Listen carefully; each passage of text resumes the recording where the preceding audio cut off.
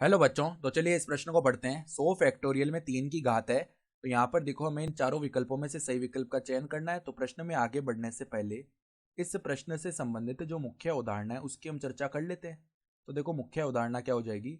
n factorial में देखो, p की घात का जो सूत्र है, p की घात, ये हमारे पास किसके बराबर आती है। महत्तम पूर्णांक लेते हैं हम n बट्टा में p, प्लस में देखो महत्तम पूर्णांक में n बट्टा पी स्क्वायर, प्लस में क्या आता है महत्तम पूर्णांक में n बट्टा पी की घात 3।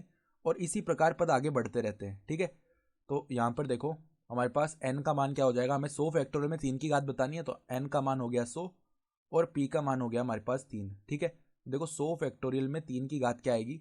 100 फैक्टोरियल में 3 की घात बराबर में देखो n बट्टा पी, महत्तम पूर्णांक फलन के अंदर, यानी कि 100 बट्टा में 3, प्लस में देखो यहाँ पे 100 बट्टा में 3 का स्क्वायर यानी कि 9, प्लस में देखो 100 बट्टा में 3 की घात 3 यानी कि 27, प्लस में देखो 100 बट्टा में 3 की घात 4 यानी कि 81, प्लस में देखो इसी प्रकार आगे पद बढ़ेंगे तो 100 बट्टा में 3 की घात 5 यानी कि क्या हो गया 243, और प्लस में इसी प्रकार पद आगे बढ़ने वाले हैं।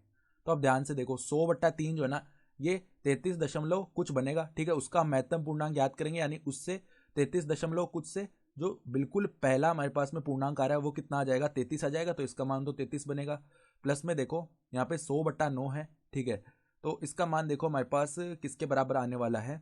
इसका मान देखो 100 बट्टा 9 का मान याद करेंगे ना, तो यहाँ पे देखो 100, यहाँ पे भाग 9 आ जाएगा, तो 9 एकम 9 होता है। ठीक है, फिर यहाँ पे 0 आया। ठीक है, फिर वापस 9 एकम 9 होता है। ठीक है, तो ये 11 दशमलव कुछ आने वाला है। तो इसका जब महत्तम पूर्णांक फलन याद करेंगे ना तो वो 11 आ जाएगा। सही है, फिर देखो 100 बट्टा 27 है। ठीक है, तो इसका मान अगर हम याद करें तो यहाँ पर देखो 100 यहाँ पे लिख लिया, 27 यहाँ पे लिखा जाएगा। ठीक है, तो हम जानते हैं 27 दिया क्या होता है, 27 दिया हमारे पास में होता है 81। सही है, तो ये कितना बच जाएगा यहाँ पे 9 आ गया, और यहाँ पे देखो कितना आ जाएगा, मतलब 19 आ गया। ठीक है, और यहाँ पे दशमलव में यहाँ पे 0 लग जाएगा, यानी 3 दशमलव कुछ आने वाला है। इसका महत्तम पूर्णांक फलन याद करेंगे तो वो 3 आ जाएगा। ठीक है, अब देखो 100 बट्टा 81, यहाँ पर इसका महत्तम पूर्णांक फलन याद करेंगे तो 1 आने वाला है। ठीक है, अब जो आगे वाले पद है ना, यानी 100 बट्टा 243 है, इसमें 0 दशमलव कुछ बनेगा। अब उसका महत्तम पूर्णांक फलन याद करेंगे तो 0 0 ही बनने वाले आगे पद, तो सारे 0 हो जाएंगे आगे वाले तो। ठीक है, अब 33 प्लस में 11, ये कितना हो गया हमारा 44, और 3 प्लस में 4 कितना हो गया, मतलब 3 प्लस में 1 कितना हो गया, 4 हो गया।